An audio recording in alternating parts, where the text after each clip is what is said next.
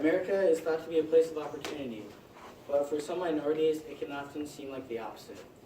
My name is Mitchell Vetter, and for me, to view someone as less of a person for how they look is just wrong.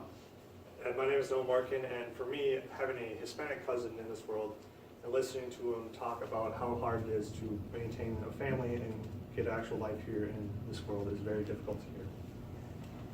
Racial inequality is a major problem in the U.S. and also our community. It may not seem like it, but it's there. Today we're going to touch on a few specifics on the issues, as well as some possible causes of racial inequality, and hopefully a few ways we can start fixing the problem. The first issue is wage gaps.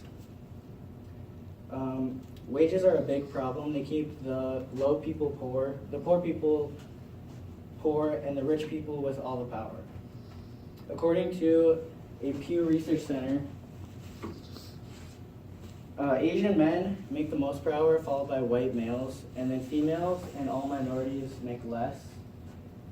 And then CNN Money also found that racial minority groups have fewer degrees, which in turn causes less wages, harder to get a job, etc.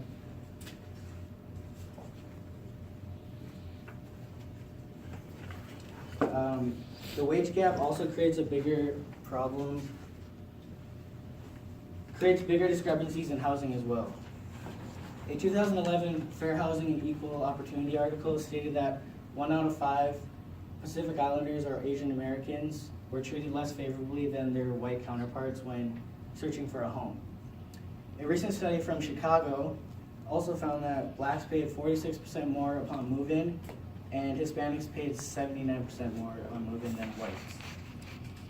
Stemming these problems and many others can often be traced back to our history. So racial inequality has continued ever since slaves won emancipation in 1865, and many forms of inequality have continued since then.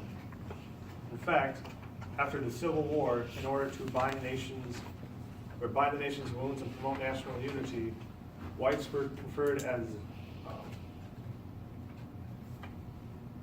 privileged status, and blacks and other minorities were stripped of their political, social, and economic views and interests, and were deemed minorities and inferior.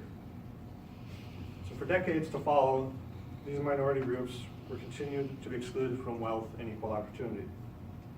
Even in public places, especially for African Americans, they were treated harshly and wrong. In the South, Jim Crow laws were put in effect, and these laws were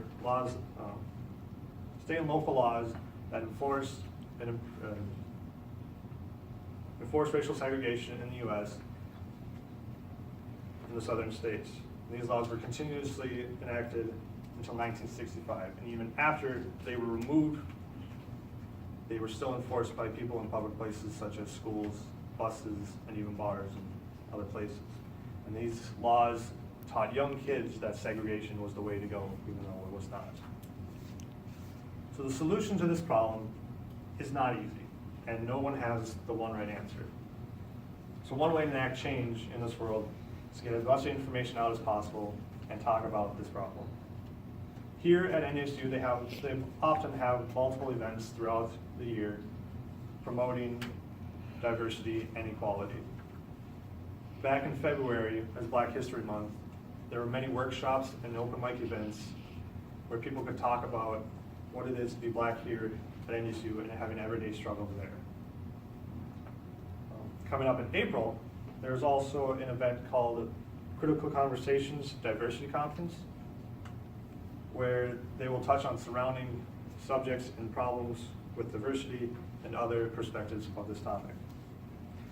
One other seemingly obvious solution to this problem is to call it out when you see it and talk about it. It may seem a little inapplicable here because you don't see it too much, but it does still happen.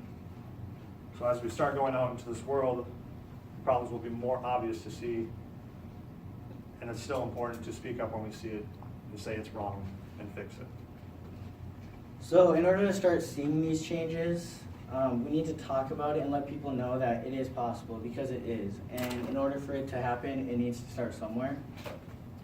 So we hope you've come away with more knowledgeable on the issues and giving you some ways that you could possibly start working at fixing the problem or seeing the problem.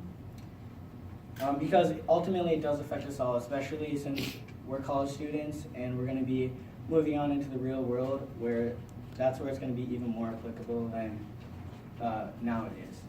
So for the sake of an equal and overall better America, because like I said, this affects all of us, we urge you to use the resources at hand to become more knowledgeable about the oppression faced by minorities in America and even on university, because it does happen here too.